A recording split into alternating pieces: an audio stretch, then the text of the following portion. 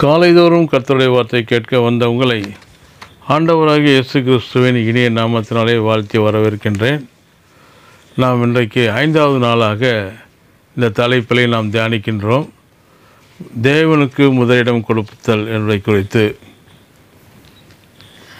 லூக்கா 10ஆம் அதிகாரம் 41-42 வசனம் இவ்வாறாக சொல்லுகிறது.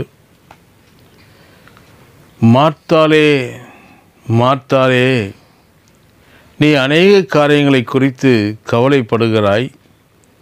தேவையானது ஒன்றே. மரியாள் தன்னை விட்டு எடுபடாத நல்ல பங்கை தெரிந்து கொண்டாள். கடைசியாக மார்த்தாள், மரியாள் என்ற 2 சகோதரிகளை பற்றி நாம் யோசித்து பாருங்கள். இருவரும் சகோதரிகளாக இருந்தாலும் அவர்களுடைய மனப்பான்மையிலே வித்தியாசம் இருந்தது என்று வேதத்திலே பார்க்கின்றோம். இயேசு தன்னுடைய வீட்டிற்கு வந்திருக்கிறார். அவருடைய வார்த்தைகள் கிடைப்பதற்கு அரிய பொக்கிஷம் என்பதை உணர்ந்த மரியாள் மற்ற எல்லா வேலைகளையும் ஒதுக்கி வைத்து விட்டு இயேசுவின் பாதத்தருகே உட்கார்ந்து அவருடைய வசனத்தை கேட்டுக்கொண்டிருந்தார். இன்னொரு விதத்திலே சொல்லப்போனால் மரியாள் இயேசுவுக்கும் அவருடைய வார்த்தைக்கும் முதலிடம் கொடுத்தாள். ஆனால் மார்த்தாளோ அப்படி செய்யாமல் பற்பல வேலைகளை செய்வதிலே மும்முரமாயிருந்தாள்.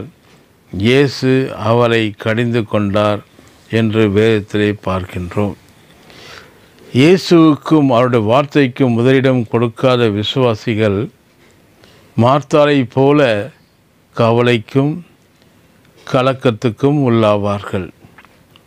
ஆனால் மரியாளை போல தேவனுடைய வார்த்தையை நேசிக்கிறவர்கள் மிகுந்த சமாதானத்தை அனுபவிப்பார்கள்.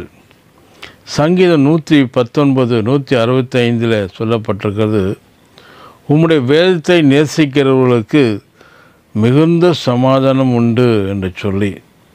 தேவனுடைய வார்த்தை கிறிஸ்தவ வாழ்க்கைக்கு நல்ல பங்காயிருக்கிறது.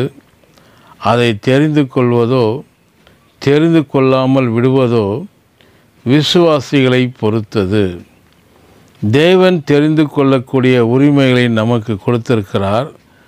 ஆனால் அவர் நமக்காக தெரிந்து கொள்ள மாட்டார். ஆகவே மரியாளை போல வார்த்தைகளாகிய நல்ல பங்கை தெரிந்து கொள்ளுங்கள்.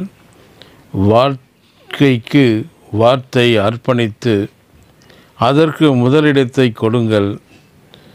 அப்படி செய்யும் பொழுது எல்லா நன்மைகளும் கூட கொடுக்கப்படுவதை, ஆசீர்வாதம் நிரம்பி வழிவதையும் காண்பீர்கள். கர்த்தர் உங்களை ஆசீர்வதிப்பாராக. ஆமென்.